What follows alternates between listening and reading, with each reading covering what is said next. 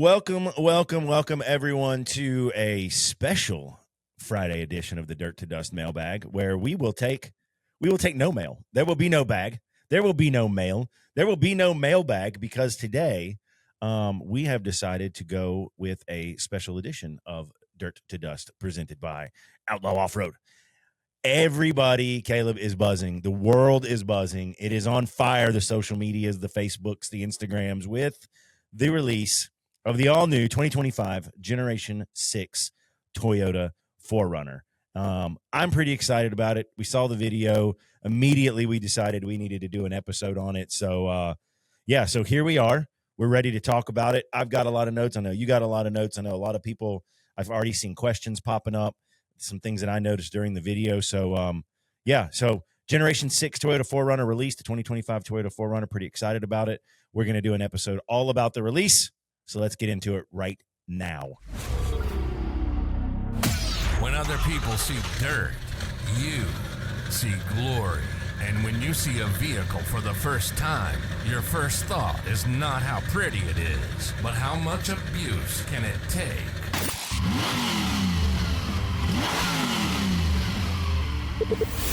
This is Dirt to Dust, presented by Outlaw Off-Road.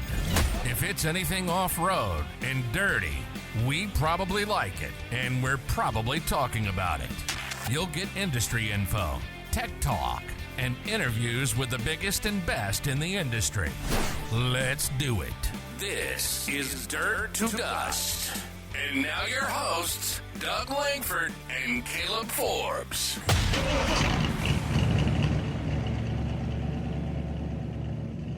All right, and okay. Here we are. We are back. We are ready to go with the special edition episode of Dirt to Dust for the release of the new Generation 6 Toyota 4Runner. I'm pretty excited about this. Super exciting. Man, it has been, what has it been, like 97 and a half years since Toyota's released a new version of the 4Runner? It certainly feels like that. Certainly feels like it. It feels like we're finally stepping into the 21st century with the 4Runner, which is pretty freaking awesome. And I'm for one really excited for it. It's big, man. I mean, it felt like, I think when the 4Runner, the Gen 5 came out, it was kind of ahead of its time. It was not that they changed the suspension that much from the Gen 4, but the way the aesthetics of it looked from the Gen 4 and certainly from the Gen 3, it felt like it was ahead of its time. And then, like, you know, Toyota and their infinite, if it ain't broke, don't fix it. They just kind of left it alone for like the better part of 15 years. Like, they did one little kind of mid-gen refresh on the body, but they really didn't do much. Like, the interior was mad, the suspension was mad, but you know, it has, I mean, people, you think Jeep has a loyal following. Say something bad about a 4Runner to a Toyota person. Oh no, you'll get the flack. Oh, you're gonna catch them hands. They will throw hands. And you know, I've owned a couple of them. I've owned a couple 4Runners. They're really nice vehicles. And if you find yourself in need of a vehicle that does what a 4Runner does, you know, you're hard pressed to beat it, except for the last couple of years when everybody was just kind of like in this laissez-faire.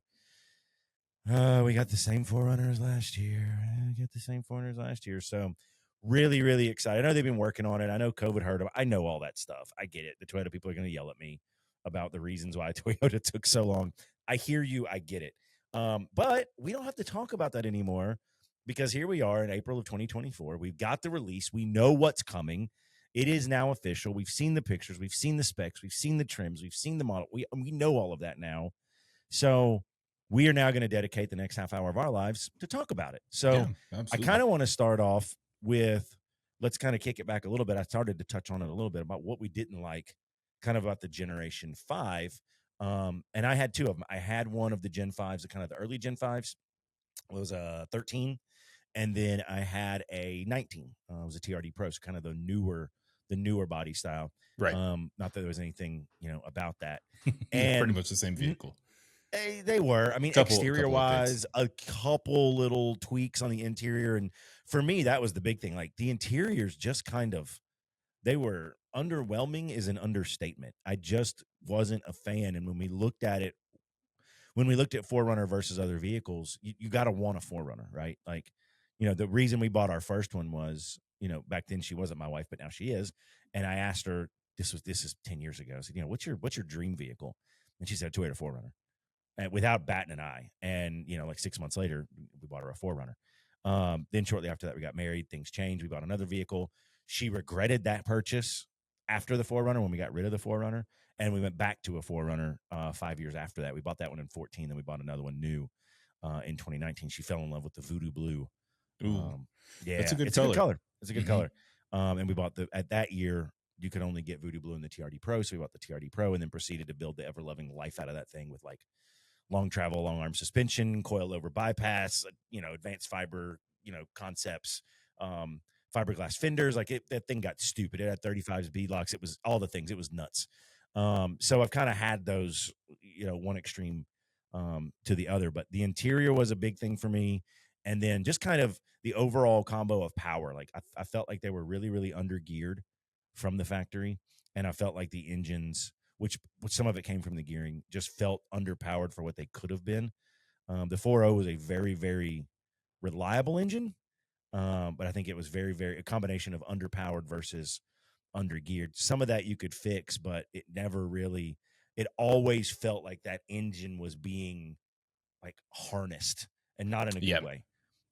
So those are my big two things that I didn't like about it. I don't know if yours are the same or different on that. Yeah, pretty much the same. I was actually in the market for a 4Runner a couple years ago, and I test drove probably 4 or 5 of them, different trim levels, different budget options, from a SR5 up to, I want to say I tried a TRD or TRD Pro. And I had the same complaints. I was looking at that. Between that or getting a JL and even a sport model JL, Sport S, sorry, felt more comfortable and felt like it had more creature comforts than the Toyota, which is Especially wild. And I didn't really fit. Yeah, and I didn't really fit comfortably in the Toyota either. I'm a bigger dude. I'm 6 foot tall. I'm kind of lanky, big dude. It didn't feel like it was made for bigger dudes. I know that's not something a lot of people are going to base their purchase off, but I just didn't fit comfortably in it.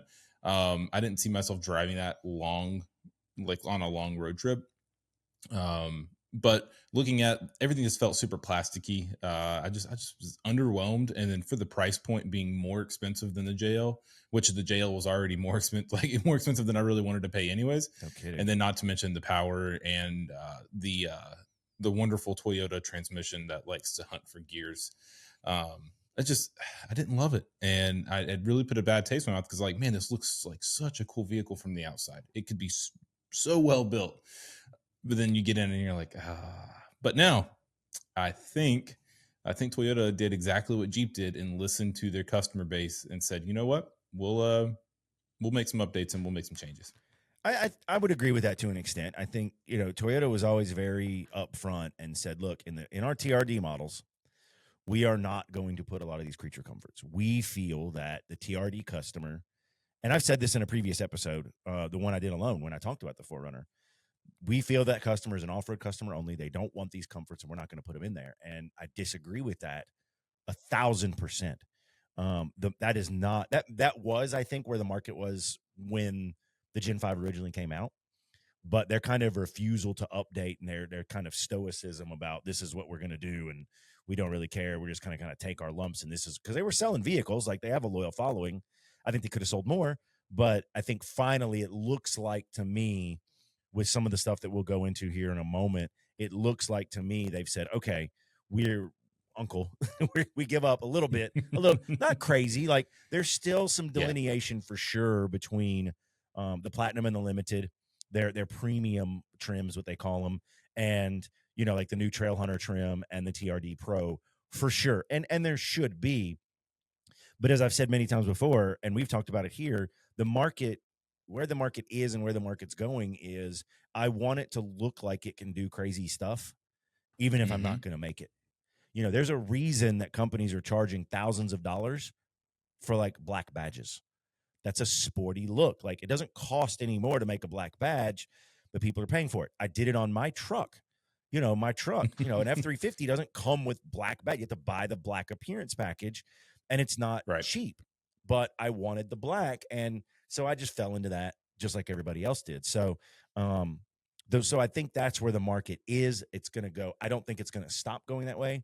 I mean, everything is cyclical, right? I know that, but I think we are not at the end of that cycle right now. I think we are just now starting to see maybe the first few years of it, but I think that could be the market for the next. I mean, if history is anything to tell, it's another 10 years. We're in this for another 10 years. So I do think that Toyota did, like you said, listen to their customers a little bit. And with what I'm seeing here, I kind of went through that release video they put out a couple nights ago. I watched it that night. I watched it again the next day, and I started looking at stuff and picking up on some of the details. And I watched it again and made some more notes right before we filmed this. So so let's jump in here. Let's talk about the 4Runner in kind of three categories: the overall kind of the the trims, the powertrains, all that kind of stuff. Then we'll talk about suspension and exterior, and then we'll talk about where I think most of the changes are is the interior. So let's jump right in there. So Toyota's calling this a thoroughly modernized 4Runner. I would agree with that. Yeah, I mean, they didn't go too crazy, I think, with the outside design. It looks like a natural progression from the Gen 5. I did see in some profile shots and whatnot, it looked like a little bit of a nod to the Gen 4. I thought it brought in some of those aesthetics, which I think is cool. I think that's fine. I mean, Jeep does it, Bronco does it. They all do it. Recognize that. So I think that's cool. I didn't see any old school 4Runner stuff in there, but I did see some nods to Gen 4 and kind of a massaged version of the Gen 5. I don't have a problem with that because the Gen 5 was a sexy looking 4Runner. And to kind of mold that with some hints to the past, I thought was very, very cool. They do have 9 trim levels on this new 4Runner. Holy crap. Now, half of those are TRD. You got the TRD Off-Road, the TRD Sport, the TRD Pro. A lot of that's TRD. The new trim level, the one is new, is the Trail Hunter. That's a new one. It gets some cool stuff too. Not sure that I'll be a Trail Hunter customer, but I think there will be a ton of people that buy that Trail Hunter. But that's a nod to what Honda did with the Trail Sport. Ford did it with the Timberline. There's a lot of companies. Even Subaru did it with what they call it, the Wild Land or Wild Track, or they Wild something. Adventure, all that kind of stuff. So everybody's doing it. So Toyota's going to do it too. But in true 4Runner fashion, they're going to do it maybe a little bit to kind of a next level. The one thing that jumps out at me is the 4.0 is gone. It's no more 4.0 gone, and I think that's a happy retirement. I think that's fine. Yeah, it's time to retire gone. that engine. It was time. As good as it was years ago.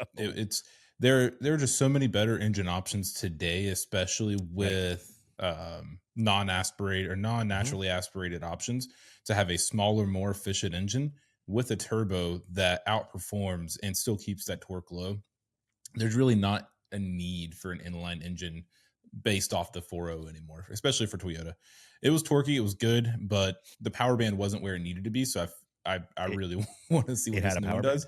Because if it competes with the JL2O turbo at all, then it's going to be a freaking monster. Especially if you've got the 2.4 liter iForce, and that is a turbocharged 4-cylinder. That is the standard engine that's going to be available, and that is a roughly 278 horsepower and 317 pound-feet of torque. So not bad at all. Decent. Not bad for just a regular turbocharged 4. So that's not bad. That puts it in line with its competition. Now, we're saying these numbers and we're not sitting in them, right? Like, as you said, we have to sit in one, and I will, to know how that power is put to the ground, through what gear ratio, through what transfer case, all of that stuff. There is a new updated transmission. We're not going with the old, 1.5 speed transmission that thing felt like it had. Right. So all of that is upgraded too. So I think all of that, new transmission, new gearing, all that's going to help that feel more peppy, more modern, like what we feel like an SUV should feel like you said, more like that 2.0 or that 2.0 hybrid in the 4xe, which is the next level up, is their hybrid iForce Max, capital letters, MAX, got to capitalize all the Max, which ups the horsepower by almost 50. Wow. And ups that's a lot of horsies, but it ups the torque by well over 100, like almost 150 pound-feet of torque, which is that hybrid. That's that a hybrid drive. engine, man. That's that hybrid drive, man. I mean, you can hate on the hybrid all hello, you want to, Cybertruck. but the proof is in the pudding. It's where the market's It is going. where it's Like going. I resisted it. Now what do I own? I own a freaking Wrangler Rubicon 4xe. Like, and it, like everything, it has its pluses and its minuses, and I'm sure the iForce Max will too. But I have heard some review. It's a new engine. The iForce Max is a new engine. That is not something that's been out a long time. It is in limited trims on the Tacoma, and it is in other Toyota models to limited effect so far. But I just don't think Toyota. I trust Toyota to put out an engine that's not going to blow up. Yeah, I mean, as we have for a very long time.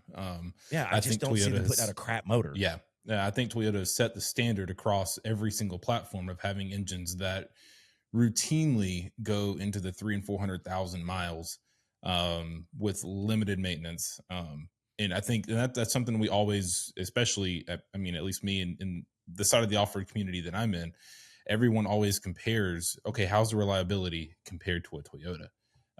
There's a reason why freaking they Hajis use these things in the desert for 40 years. They just keep running. So I would not put it past Toyota to continue that line and to continue to have a super reliable engine. Now, do we know if this is a plug-in hybrid or if this is internal hybrid?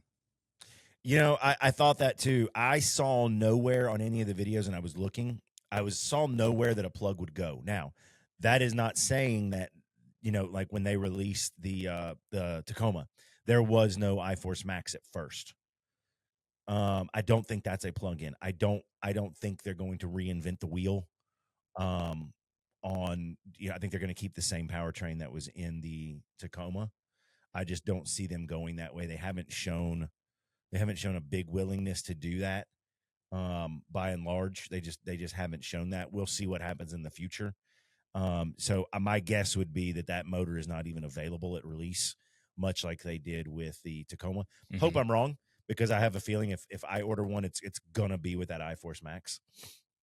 But it may also be a deal where I go ahead and buy a Tacoma or something and have that for a year and wait till the set. Because I don't know, who knows if Toyota doesn't have limited production, kind of like the Bronco does, and dealerships are charging markups. Like, we don't know. There's a lot we don't know yet, and that's most of that's logistic stuff. But we'll see. If somebody's coming out with markups and people are paying it, I'm not doing that. I'm not going to do that. So I'll wait. Yeah. So we'll see. Let the bugs. We'll see what happens. Mm-hmm. I will say this one.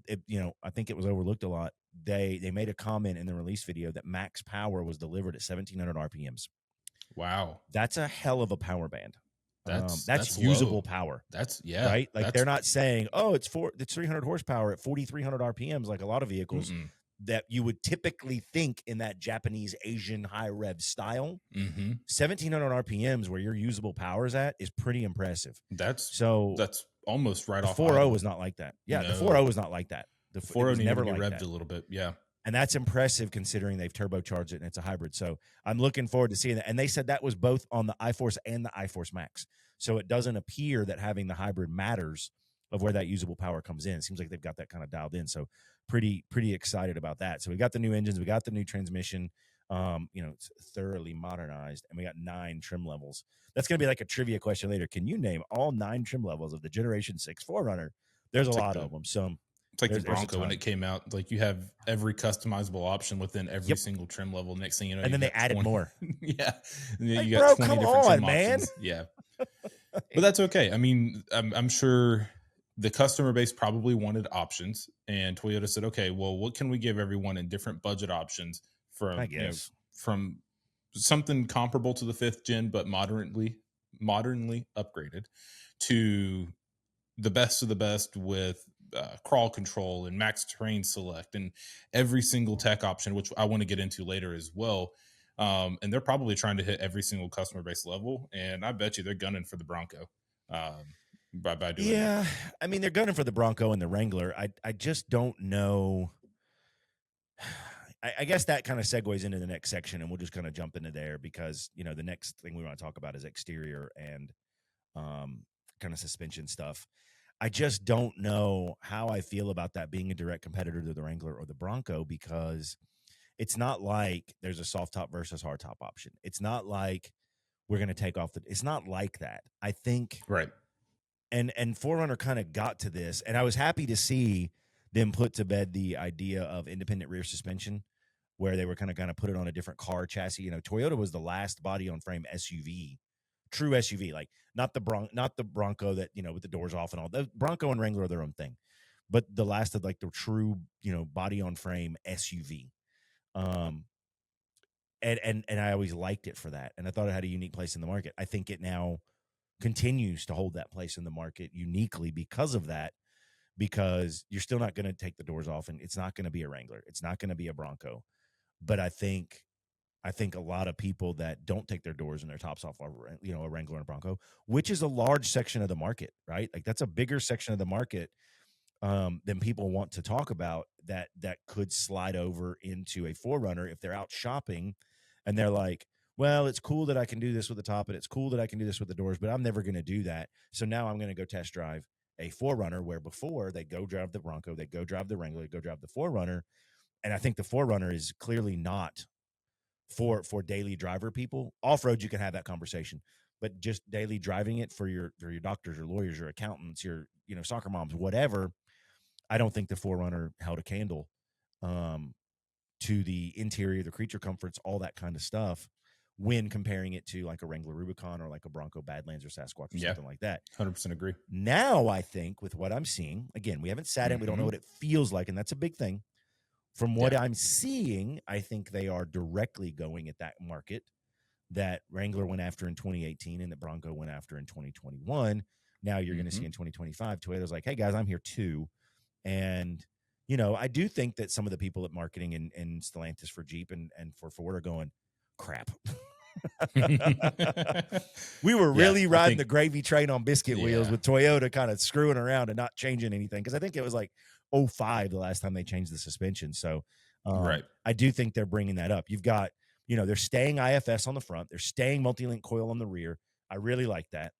They're kind of staying with, the Bilstein is coming in on all the TRD levels except Pro, which still gets the Fox. That's been a thing since 19. Fox went in the TRD Pro starting in 19. I like that. And not just Fox, but Fox adjustable. Which was not a thing. Yeah, now it is a thing. No. So that's nice. So it's an adjustable internal bypass. Great shock. I'd be hard pressed to change them. I really would. And then the new Trail Hunter trim is going to get OMEs, which is pretty slick. That's pretty slick. I feel like it's going to ride pretty cool. Well, I think so. And I think it's going to do what the Trail Hunter is kind of meant to do. And, in keeping with the differences on the premium versus the TRD versus all that, Platinum and Limited have the available like power steps. They've got, they got different shocks and struts, which will be, they've got that new adaptive ride control stuff. Where it's not something you have to select. They do have the multi-terrain select in certain models, but like the Platinum and the Limited have that adaptive stuff where the computer just kind of takes care of it for you. And like we're riding in style. So that's going to be a real nice kind of carpool line vehicle. I think that's and like we've really said nice. before, for the 90%ers, I mean, that's checking a lot of boxes for people, especially even going back to our last episode in the Overland episode, guys that are the new wave of overlanding. It's a lot of tech centric, a lot of gear centric. They're not going heavy hardcore off road, but for something like that, you hit terrain select or let the computer figure it out for you, and you just bomb through gravel roads, and you're still as plush as you can be on the highway. It's kind of hard to argue with that. Well, but then they added some stuff like TRD never had like the the auto tailgate where you can like wave your foot under it and the tailgate comes up. That was not. Yeah, it is now. You can get that now. It is now. They've got heated and cooled seats that you can get. They've got hell, the Jeep doesn't even have that. Now Jeep says they have a reason for that, but whatever that reason is, Toyota, the 4Runner now has that available to you, and they now have a sway bar disconnect. So like, so that's one thing I wanted to mention. I can do the cool thing on the tailgate, but I can also disconnect my sway bar. Like that's cool. Right. And did you also catch that and I know this isn't a big deal for most people, but it's been a complaint that I've had either in my Grand Cherokee, because that's my daily driver, and Brittany's 4x8, which is fully loaded, is that the rear seats are not heated or cooled. Right. and they actually made a point to say that the heated and cooling function extends to the rear seat, which I thought that was pretty awesome. I think But that's what, I isn't do that want to on, get into that's Platinum and Limited, right? The Platinum premium Unlimited trims. Yeah, I saw for that. the leather. Yeah, The outboard rear heated but I do want to seats. get into the sway bar. I think they're calling it their stabilizer disconnect Yep. system. But as soon as I heard that, I was like, that's a sway bar disconnect.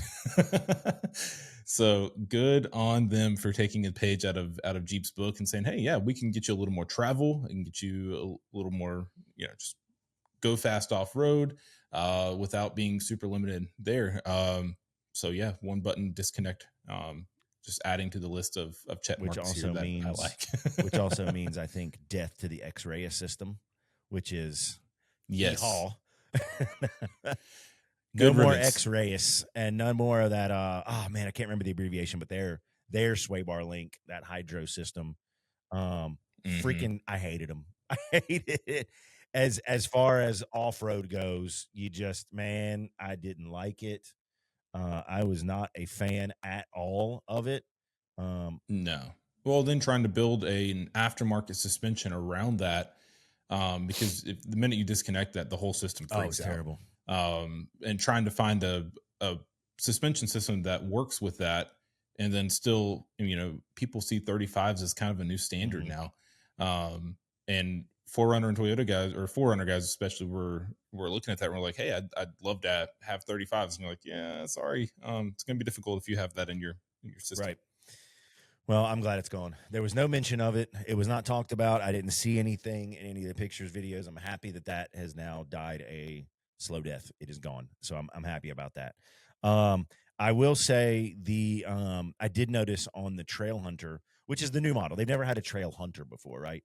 There is the Trail Hunter in the or Trail, whatever they call it, in the Tacoma, which was introduced. And in the 4Runner, it's a little bit different. So you've got a little bit of a factory lift. They didn't say how much it is, but I'm going to assume it's right around that inch and a half mark, like it usually has been. The OME shocks, which we already mentioned, it comes with a roof rack now. So the Trail Hunter is going to come with a roof rack. It is also going to come with a snorkel. They call it a high mount air intake, whatever. It's a snorkel on the passenger side. And then what it shares with the TRD Pro, which I think is really cool, is a light bar in the grill. I think that's cool. I think that's a cool little upgrade from the factory, something they can do without, modifying a lot of stuff. I think that's a really cool thing to do. I'm sure there'll be aftermarket options, especially in the lower trims that don't have it, to try to get that light bar look. I think I'm just go ahead and bank on it now. There's going to be people who grill swap to do the TRD Pro or the Trail Hunter grill with that light bar. It's going to happen. Oh, absolutely. Just know that's going to happen. Absolutely. And I think it's gonna be cool. I'm here for it because I think it's a really good looking front end. I did notice they brought in that horizontal, like 4 or 5 light horizontal fog light, like you see in Tundra. Yeah. I think that's cool. It's LED, that is modernized, that is updated. That is not something they not really had in the Gen 4 and Gen 5, not at all in the Gen 5. So I like to see that kind of the modernized look with the LED lights. I like that. Oh yeah, that was pretty nice. So, and of course, to all you Toyota enthusiasts out there, yes, 100%, all trim models keep the rear power window in the tailgate. It's there. Gotta have the rear power window. Look, man, the Toyota people, like, that was something I was like, man, I hope they keep the power window. Like, you got to have the power window. They want that, and it's ingrained into the 4Runner DNA now. It worked. I think so. I think it has to be there. I think it has to stay. So you got all that stuff in the front, but you got the power lift gate in the rear with the hands free. You keep that power window. I saw some people kind of griping about the lines on the rear bumper. I kind of dig it. I kind of like it. I kind of dig it. The first time I saw it, I was like, man, that's weird. But now that I've watched that video and looked at all the pictures multiple times, I'm like, this whole body style thing is starting to grow on me. Yeah. Well, one thing I noticed, I can't say I dislike it. Yeah. One thing I noticed, and I think if the frame allows for it, it's got the look that in the aftermarket community, I'm sure someone's going to design something. I forget how they call it. I know it's not dovetail because dovetail's bringing it in. But for like the Baja style trucks that actually slant upwards towards the back of the bumper, it's got that line naturally built into it. And I wonder, cut that. I think we could cut along that line, add a piece of trim, and it's like a rear Viper cut. Yeah, I saw that Viper cut. Yeah, that's kind of rear what I was Viper thinking. cut. Yeah, and I would not be Departure surprised angle, baby. if someone in the aftermarket, it drastically increases Yeah. departure angle if the frame allows for that, and that would be a sexy line to cut onto. I'm I was betting like, you, since it's multi-link coil spring, I don't think the frame will be the problem. I think it's, did they put anything behind there? And if they listen to their customer, I'm going to be interested to see if there's something behind there that would prevent us from basically just cutting that. Or is it only there as an aerodynamic thing where they put it there and they put that line there maybe on purpose? I wouldn't think a OE engineer would do that for us. But weirder things have happened. But I did see that line. And when I first saw it in the leaked picture, so, for those that know, Forbes actually accidentally released their article 12 hours like, early the other day. yeah, And people weren't supposed to see it. And by the time they realized it, too late. The interwebs got you, buddy. So everybody had these pictures. And when I first saw the pictures, I saw that line on the rear corner. I was like, is that a separate piece? Is that like removable? And a lot of people thought it was. And then when I got closer, I realized it's not. It's just it's a compound line. it's molded in. Yeah, But I think that could be, I'll be interested to see what's behind it, to see if that is something available to us where we could kind of cut that, increase our departure angle, kind of give it that rear Viper cut and see what we could do there. I'm interested to see. So I'm definitely interested to get my hands on one. we didn't know that Jeep would do that, and Jeep turned around from the manufacturing and gave us basically everything except the words "cut here." On That's the true. fender flares. That's true. They did. That's true. And pinch seams, like there were molded lines in. If you follow those lines, like that's exactly where it needs to go. And obviously, the Rubicon model got the separated fenders, but the other ones, like, you can take just literally a razor blade and cut through that material. It's very thin. I hope so. I mean, so Jeep is definitely more kind of populated in the engineering department with enthusiasts than I think Toyota would be. But, I do think Toyota engineers are smart and I want to give them credit. So I'll reserve judgment on that, but it would be really, really nice if that was a thought. That would be really cool. So, yeah, absolutely. Let's move on to the inside, because that is the big gripe, I think, other than power, right? Like, that was a huge gripe that you got in it. And even in 2024, if you get into 2024, it's like a time capsule back to 2011, 2012. And that was my big complaint. Like, you got to get your interior right. Like, that's like, exterior is cool, but when I'm driving it, I don't see the exterior. That's for somebody else. Exactly. The exterior matters for only matters for two things. Other people see, because you're not outside of it driving. And then kind of the look back, that look back thing, when you park your car and you walk inside, and you kind of look back, and it should make you want to look back. I think it should have that level of aesthetic. You should like the car that you drive. I think, as I get that there's two sectors: car enthusiasts, of which I definitely consider myself, and then there's people that just look at them as transportation. If you just look at your vehicle as transportation, you're not listening to this podcast anyway, and we're probably not friends. Right. As an enthusiast, I think that you should have that feeling for your vehicle, that a vehicle can be an extension of you. It's a large investment to buy a vehicle. Why not make it an extension of yourself? Make it something that you like, and kind of be in love with it, quote unquote, to that extent where you're like, man, I really like my vehicle. I really like it. I kind of want to get that look back when I leave. I think that's a thing. So, but other than that, the exterior is not a massive thing, but you definitely spend more time in the interior. And kudos here. Most of my notes that I made on that video were interior related, right? I mean, they just were. So jumping into the interior, first off is the seats. There's a lot of different trim levels for what the seats are made of. Yeah. Still fabric on a lot of the trim models, SR5, TRD Sport, TRD Off-Road. So kind of the lower, you got TRD Sport, TRD Off-Road, and then TRD Pro. That's your 3 TRD models. So the Sport and the Off-Road get cloth. And the SR5, which is the basic, that's your entry level, that's your standard model. Across all Toyota, anything that could be considered off-road, your Tundra, your Tacoma, and the 4Runner. SR5 is your base model. So those get cloth.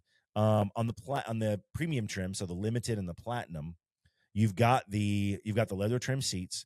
You're getting a heated steering wheel. You're getting heated and ventilated front, and you're getting heated, what they say, outboard rear. So the driver and passenger rear, that 60-40 split bench, is heated. The center is not, but I don't know of any outside of absolute luxury vehicles. You're not going to get a heated center section, and you're not really going to get ventilated centers unless you're in luxury. So at this price point, that's pretty good. Unless you're trying to pack five people into the vehicle at once. Right. I never used the center section of my Grand Cherokee. My Grand Cherokee is a limited, so it's got leather everything. heated seats in the front, cooled, all that good stuff. But yeah, in the rear, more times than not, the armrest is down with the cup holders. Right. And if you're So using the 3 in the back, that's generally kids. mhm. And, I don't really care if the kids get a heated seat. Like, they can grow up and get a job and buy their own vehicle with heated seats. Right. That's just my thing. I did think that in some trim models, the upper trim models, they got the digital rear view. I see that coming in a lot of vehicles now. First vehicle I had with it was weird. It was weird. Now I look for it. Yeah. Like, I think it's cool. I think a digital rearview mirror is very cool. Yeah. It's a safety thing, right? It's part of the safety thing. It eliminates any obstruction. So, like in a Jeep where you have the big spare, or even in 4Runner, in any vehicle where you got the rear headrest in your way, there's a lot of stuff between that mirror right in front of your face and what you're wanting to see out back, and they're all obstructions. And when you can do a camera and you can mess with the lens and you can add degrees of vision and field of vision and all that, I think that is a great use of technology when Yeah, it comes to absolutely. vehicle safety. I like it. Eliminating blind spots for sure. And the more I get used to it and the less weird it kind of is to my equilibrium, um, the more I like it. So I dig it. I think it's a great thing. And I hope that more vehicles go to it. So, two more models about the interior.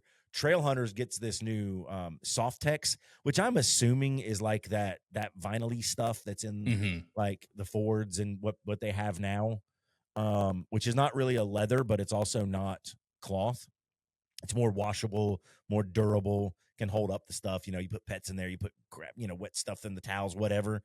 I think that's going to be there. And then the TRD, I think, is also Softex, but where Trail Hunter gets, I think it's like it looked orangish to me on the accents they have. It looked a little orange, where the Trail Hunter is orange. The TRD Pro gets all red stitching, Mhm. which has been a thing before. Red has been there, Yeah. that TRD Pro accent for a while, but now it gets in the upper section of the seats, the center of the seats, like that between your shoulder blades. They're calling it technical camo, which commonly looks Yeah. like an urban digital camo, I which love it. I was like, dude, that is cool. I I thought love that it. was cool. Good on Toyota for adding that. I loved it. Yeah. And they did that with the Tacoma as well. And that was one of the Mhm. things that I saw with the redesign of the new Tacoma that I was like, I don't love it, but I love that. I love it. Dude, I'm Yeah. 100% on board. I freaking love it. I love the red interior accent. I freaking loved it. I think that I heard somebody call it Taliban tan, the FTE color. They said, "Man, I want to get me one of those in Taliban tan." I about died. I was like, "Man, I've never heard it called that before," but I mean, I but love also that accurate. color. That other kind of greenish color. I think they're calling it cypress. Whatever Yeah. they're calling that. Is the wife liked it. She looked at it. She's like, I kind of like that greeny blue, color. And I'm like, I like that FDE color. And she's like, well, I don't like that. So I'm like, well, I guess we're going to. So, but I loved it. I think the interior of the TRD Pro is definitely my favorite. The Trail Hunter looked pretty cool with the orange accents. I know some Mhm. people that like the orange, and they're probably going to look for that. But I really like the red stitching with that technical camo instead of just having, black seats with red stitching, which has kind of been the MO for a while. They threw a little extra dimension and design in there, and I absolutely love it. So, that for the interior, all models from SR5 all the way to the most premium, the rear seat is a 60/40, and it comes down. It folds flat on its own, but it is not flat with, and I'm guessing they just can't do this. It does not fold flat with the rear cargo area. What it doesn't do is like what Jeep does, where it kind of folds down and makes like this weird kind of that. It doesn't do that. It looks like it goes the cargo area and then like that for the rear seats. It Yeah. goes up Just a at a little step 90 up. and makes like it's like a Mhm. step up. And it looks to be about 7 or 8 inches or so. Okay. So they do fold what they call fold and tumble. So the seats do fold and tumble flat on their own. It just kind of creates this shelf above the cargo Mhm. area. And then in the cargo area, I think there was 2 trim levels that you could get, SR5 and limited only. You could actually get a third row. So for those that want a third row, and still have some cargo capability with folding down the third row, because I assume the third row will not fold flat either. I can't see that being Yeah. a thing. Most likely not. Most likely. It doesn't in this generation. I can't think it's going to. But there is going to be that third row available for people that want it, which I think that's nice to be able to give that option. I can kind of see why they wouldn't put it in the TRDs. I get that. and why you Yeah, would put it in absolutely. a It's not limited, needed. you know, You're not wheeling I in can a see it. with 3 rows. I get why they did that in the SR5. You can get a base model, but you can add the third row. And I get why they did it in the limited versus the platinum. They did it in the limited because you can get that grocery getter, that mall crawling 4Runner, but you can also, I get it. I absolutely get it. Yeah. Um, Well, also that gives you the people who are in between the 4Runner and a Sequoia will probably gravitate towards that third row without paying the price of a Sequoia yeah, or driving a school bus. yep, Just be honest, the Sequoia is they're big. huge. It's They're a Tundra beautiful. Whew, with a cab. Yeah, they're beautiful. they are beautiful, but they're expensive. They're in You the can get top line 80s easy. Sequoia is in the price range with a Grand Wagoneer right Absolutely. now. We priced them out, and before we bought the wife's Expedition, which still wasn't a cheap vehicle because it was an Expedition limited stealth, but we looked at the Sequoia, and really the only reason we didn't get the Sequoia because there really wasn't a lot of availability out there to go test drive a TRD Pro. I hadn't driven one of the new Sequoias because it's not something that we really see a lot of. And when she got in the Expedition, she was like, I don't need to test drive anything else. She couldn't get adaptive cruise in the Tahoe model she wanted, which was really what she wanted. Love the Toyota. I actually like the Sequoia better than her Expedition. I wish that she would have gone with the Sequoia TRD Pro, but she said, "Oh, I'm not really. This isn't a forever vehicle for me. This is where we had the 4Runner talk." She's like, "I know the 4Runner's coming. I know it's coming. Yeah, I just want she's gotta something get for a one. year or two. I know the 4Runner's coming." But we got it, like we talked about with the market, having it look like it can do stuff. We got the stealth. It's all blacked out. It's the that's on the Expedition. Everything interior with the red stitching, all that stuff. That's where the market's at. So, and she doesn't off-road that thing. It's never going to be off-roaded. But yeah, I like the Sequoia. And I do kind of think that everybody was thinking that the 4Runner was just going to be a baby Sequoia. And I don't think it is. I No, don't think it is. I think it's its own thing. design. Yeah. I definitely see some Sequoia, but I don't think it's because of Sequoia. I think it's just the overall design that Toyota's going towards. You see it in the new Grand Highlander. You see it in the Tacoma. You see it in the Sequoia. You see it in the Tundra. But I don't think I think a lot of people were like, well, I think they're just going to take the Sequoia and shrink it. I don't think they did that here. I really don't. No, I think it was just a natural. They've got their unique.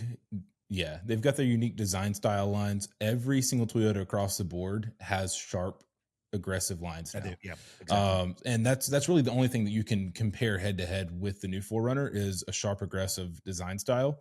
Everything else, I think the 4Runner honestly stands on its own. I agree with that. But what I'm also looking at for the interior is the technology upgrades.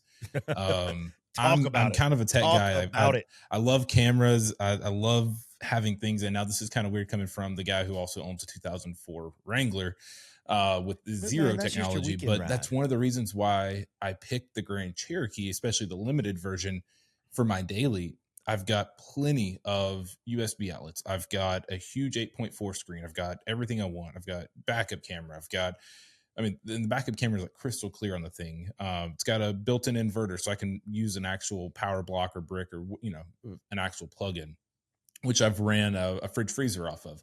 So those are things that I'm looking at, and in that price range, that's something you would expect. And 4Runner finally delivers on that. Well, shoot, so yeah, man. We're looking at multiple USB and USB-C ports. We're looking at a huge, beautiful, sexy radio screen. 14 inches, man. Phenomenal. 14 inches. Whew. You've got that's look, a Tesla I'll just screen. go through it. Like, look at that. They've got an aux switch panel that's available, just like you have in the JL on the center low. They've got it on the driver's side, kind of right above the knee kick panel.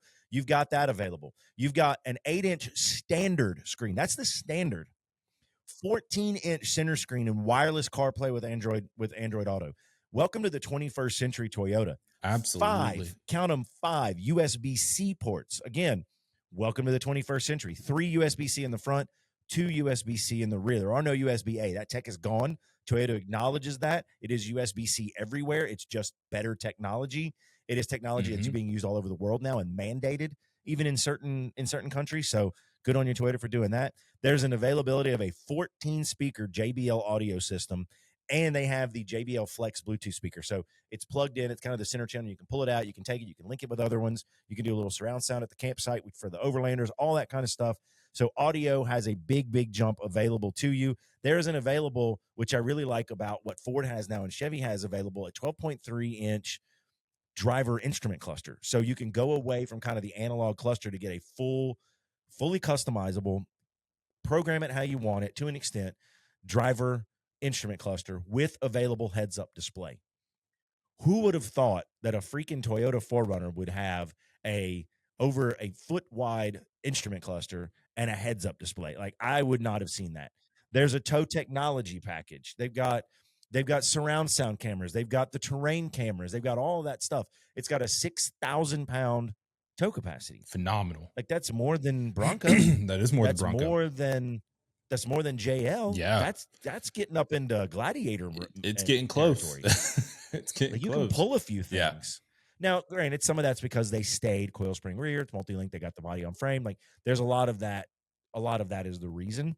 But 6,000 usable pounds and then stuff to go along with it. I mean, man, you talk about technology. Heck, even the iForce Max has an inverter on it. Yeah. 2,400 watt AC inverter. Yeah, that's talk about running a fridge. Yeah. Yeah. I mean, no power dude, issues there. That's awesome. Like, I mean, that's just awesome, and good on Toyota for doing that. When they say when we kind of headed this off at the top talking about the, ultimately modernized or whatever, that's a lot of what we're talking about here. And we talked a little bit about safety with the rear view. They've got what they call now Toyota Safety Sense 3.0, and you can Google that. There's a bunch of stuff, but to me, the things that stood out about that, which is standard across all models get Toyota Safety Sense 3.0, awesome. Which is automatic high beams. That's not something you see in low trims on the competition. No. They've got lane departure with steering assist. That's not something, I mean, I turned mine off, but it's got it. Adaptive cruise on all models. Dude, it is not something you're paying for. It's huge. That's standard. Yeah. And you've got blind spot monitoring on all models. So, in true Toyota form, they take safety seriously. They take safety and reliability seriously. And it looks like that is done here. Now, again, I will conclude my thoughts by saying this. No, I've not sat in one. I've not seen one in person.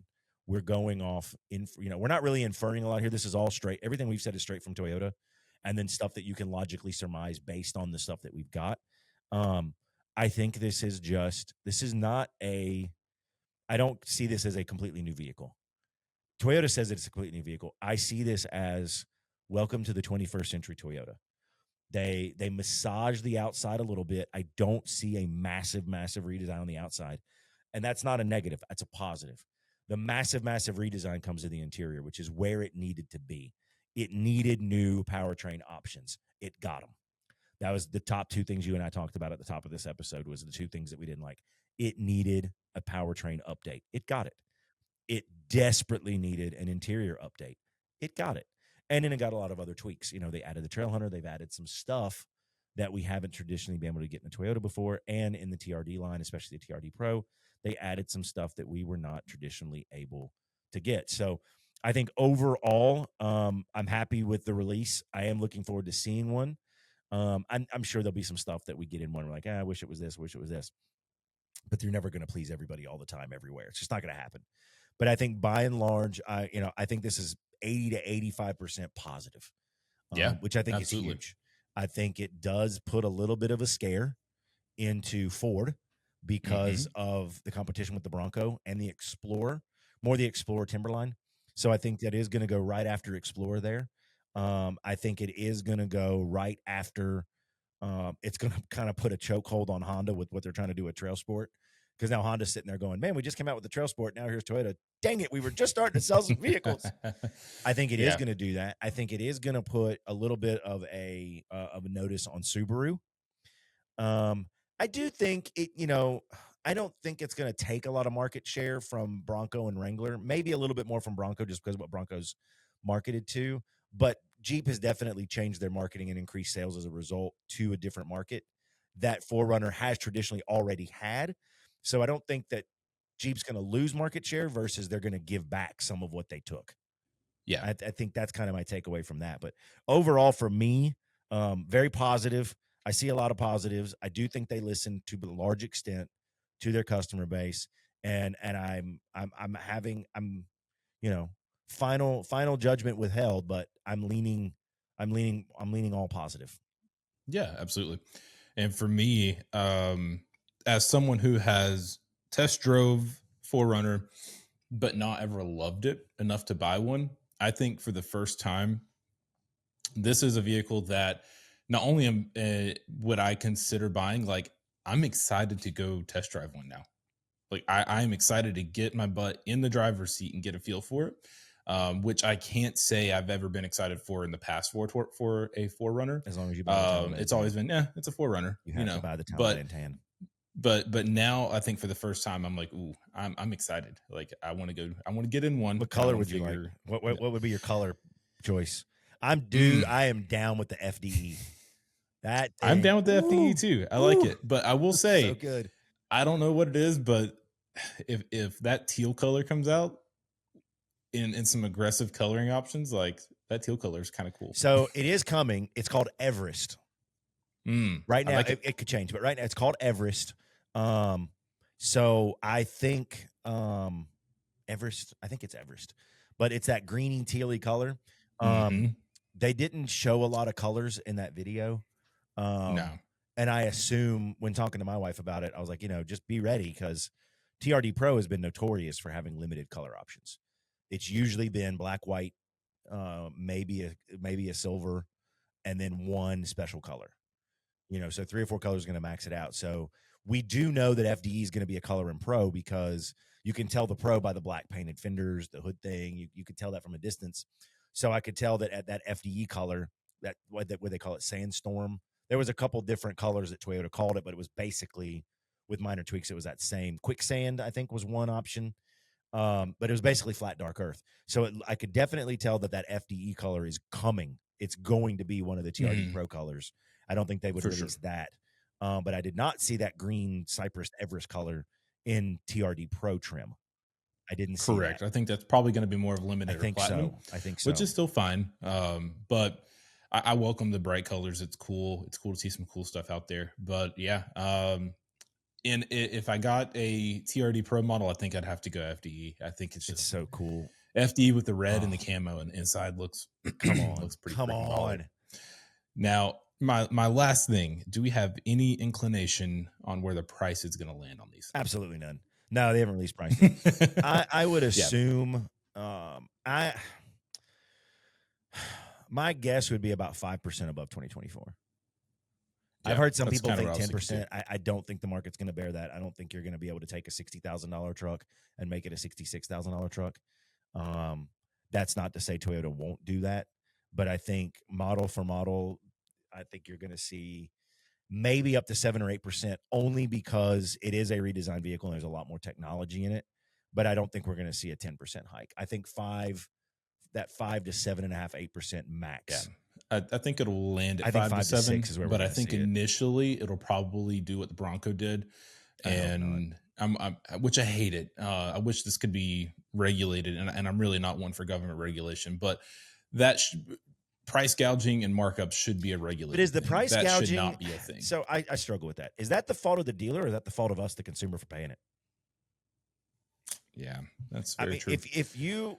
if every customer said we're not paying markups, that's the reason markups went away. Because people got sick and tired of paying them, and they bitched loud enough, and they said, it's capitalism at its finest. Like, okay, you want to charge $70,000 for a $60,000 vehicle? You could probably do that for a little while, but the market remembers, and we're not going to do that forever. Now, I think it went on longer than it should have gone on, but I don't know that I blame the dealerships. They were selling less vehicles during and after COVID. There wasn't a big supply. They were trying to make the money. They have fixed cost. I get all of that. I understand the principles of a free market system and capitalism. I get it. I don't like it. I didn't like it, but I understood it. But I don't know how much I place the blame on the dealerships, or do I place it on the people that are going out and spending $5, $10, $15, $20,000 over sticker for a vehicle? Because a sticker price is a price doesn't mean that's what you should pay. Like, for decades, we were all used to paying under sticker. Sticker was just manufacturer suggested retail price. That is just the manufacturer saying, hey, this is what we think you should sell it for. You can sell it for more, you can sell it for less. We can't really regulate. It's a dangerous, slippery slope, right? We're getting into a different episode, but it's a slippery slope when you start regulating pricing in industry like that. And I don't think that's the way. I think the way is customer education, which I also understand is probably not going to happen. So I think you're probably right. I think there are going to be some dealerships that try to go 5 to 10 over initially on certain trim levels. I think TRD Pro is going to probably be one of those. I think Trail Hunter is probably going to be one of those. I don't think you're going to see markups on SR5s Probably not limiteds, probably not platinums, because those people can just go to another brand. But the people that are wanting a TRD Pro and a Trail Hunter are a very specific customer, and they're probably going to pay it. I think there are some out there that are going to pay it. So I think it would not surprise me. And that's what I talked about with the wife last night. I said, look, it's a 2025. And she's like, well, I just bought the Expedition. I was like, look, don't think that we're going to go to a dealership in September or October and buy a 2025. It's not going to happen. It's not going to happen. There's going to be a mad rush of people to get them.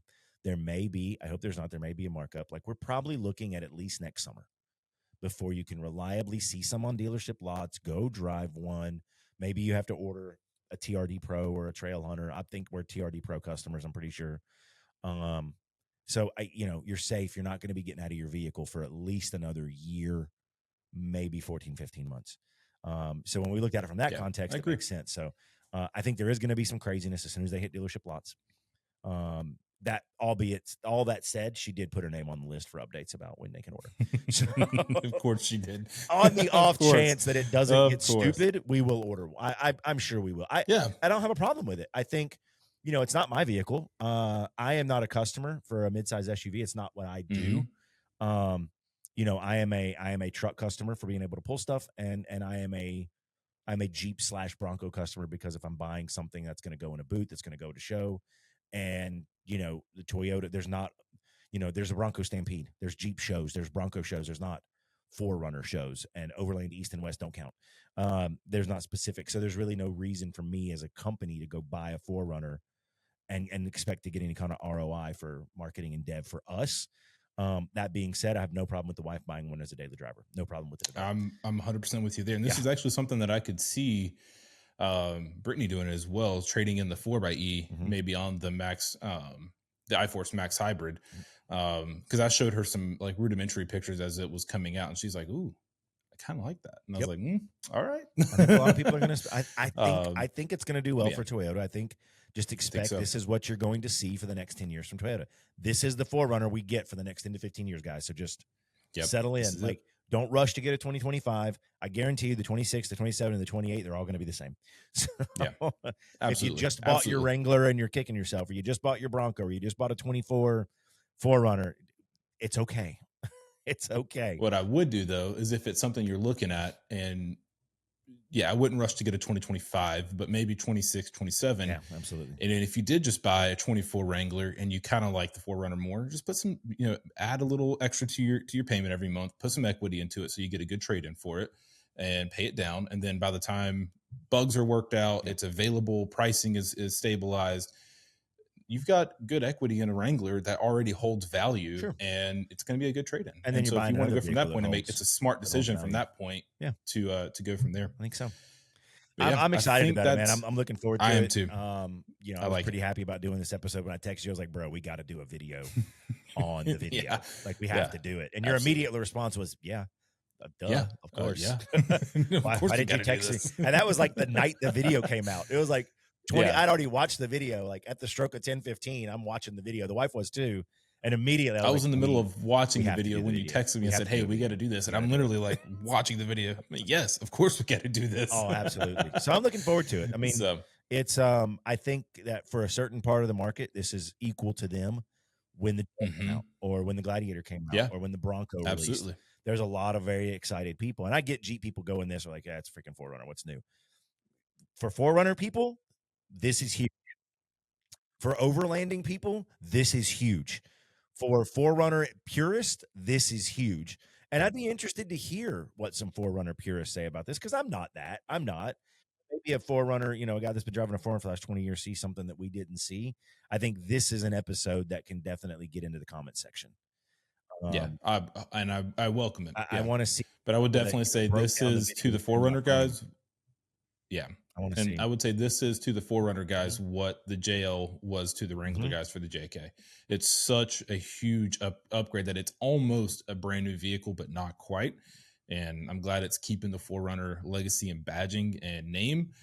But definitely welcome upgrades. Welcome to the 21st century. Absolutely. I'm excited to see this. I think this is more like Bronco people. Bronco people have gone so long without a Bronco, and Toyota people have so long without a new 4Runner. They feel like it was probably from 1978, the last time a real Bronco. they probably feel like it's been that long. But so congratulations to all the Toyota fans out there, the ones that stuck by Toyota. This is your time in the sun, folks. This is your moment. This is your time. Own it, love it, be excited about it. Um, I look forward to getting into one and seeing if the product meets the hype. But I think with every release, you're going to see some stuff and go, man, I wish they did this. But I think by and large, like I said, 80 to 85%, I think it's mostly positive. And I'm looking forward to seeing them in person. I do trust Toyota to put out a good product. I don't think we're going to have a vehicle that comes out with a lot of bugs. I do have that faith and trust in Toyota to be able to do that. They've been working on this for many, many years now. So I don't think Toyota is going to put something out that's going to have a lot of reliability issues or a lot of warranty issues. I just don't see it. So I don't think this is one where I would say hold off a year to let them work out the bugs. I think if you really want one and you can get one in a 25, I say go for it. Say absolutely go for it. I think I would be a TRD Pro iForce Max guy, like we talked about, but I could absolutely see some people going with the Trail Hunter or not the TRD Pro if that's just not something you want to spend, or the Yeah. soccer mom going with I think the I think I would be in the Trail Hunter iForce Max nice. category, to be honest with you. Yeah, So, well, you got a roof rack, you got the snorkel. There is some cool Trail Hunter badging. mhm. It gets its own unique interior accents. I think it's going to be cool. So I could absolutely see people going with the Trail Hunter version just for the stuff that it already has. So I'm excited for it. Yeah. We'll kind of wait with bated breath and see. I think we're expecting to see them delivered probably late fall would be my. Mhm. I'm thinking October, November.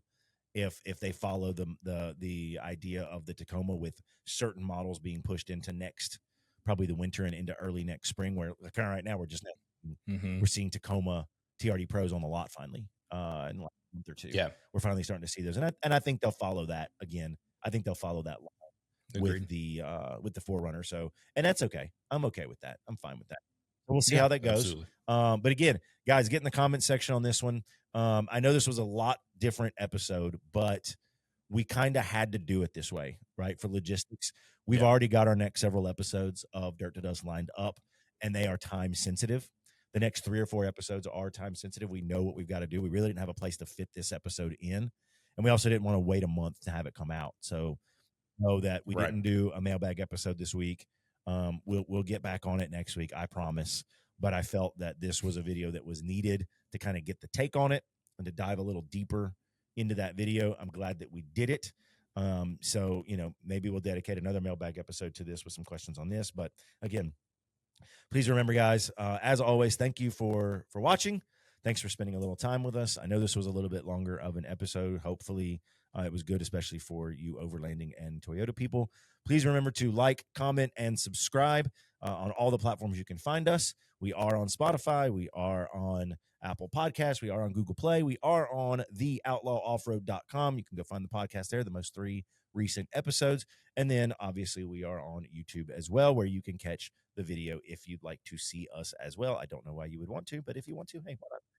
Or you can just listen to us on all those other platforms. So once again, for me, for Caleb Forbes, for all of us here at Dirt to Dust and Outlaw Off-Road, we thank you for stopping by. Hopefully you enjoyed the episode, and we will see you next week for another episode of Dirt to Dust. Peace out, everyone. Later.